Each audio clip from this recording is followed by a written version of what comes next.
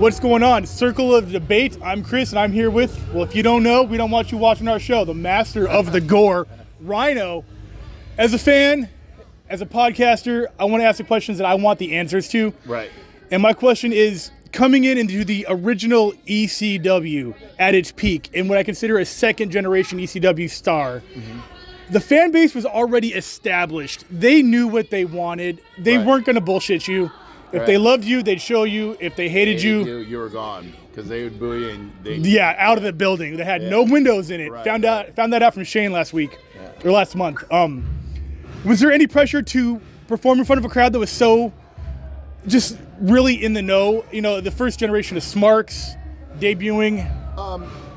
You know, to be honest with you, I knew what my style was, and I went out there and I knew they would accept that, you know? So, and that's why Paul hired me, because he knew that style would get over really well with the ECW fans. So he didn't let me wrestle in the arena for quite some time, and several months after I was hired and was on their TV. Right. So, because he knew, even though, you know, he's seen it, if they didn't see it in that match, they would have booed you out of the building. So that's why it took me a few months before, you know, I'd work all the shows before, and then he wanted the fans to get used to seeing me before I stepped foot in the ring in ECW arena. Right. So, yeah. Cool. So you felt comfortable going in. You had the confidence. Oh, yeah. Obviously, if Paul has confidence in you, that's a big.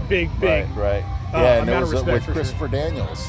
Yeah, my first time wrestling, it was with Christopher Daniels. Yeah. Nice. Yeah. So, and then Spike Dudley came out and acid dropped me, and then I lost real quick. Won real quick, lost real quick. And then you started putting people through. You started spearing people through tables, and then it was over. Crowd loved you. I mean, you debuted as technically a heel. Yeah. But with that fan base, if you impress them, they're gonna love booing you and boo to love you, essentially. Right. Yep. Cool.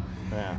Did that at all carry over to WWF at the time when you main roster debuted? Were you like, okay, new set of crowd, or was it because they already kind of knew your work? You know, did my thing, you know, and not a lot of their fans watch ECW, so it was one of those things where I knew it would translate well, and I went out there and did my thing, and you know, that's why I got hired. You know, so awesome. Well, I've been a fan for as long as that debut. I loved hearing Joey Styles yelling "Gore," putting people through tables for as long as I've been watching pro wrestling. I've been here with Rhyno. I'm Chris. I really appreciate you coming down, man. Thank you for your short time. I love that. Thank you. Anytime. Take care.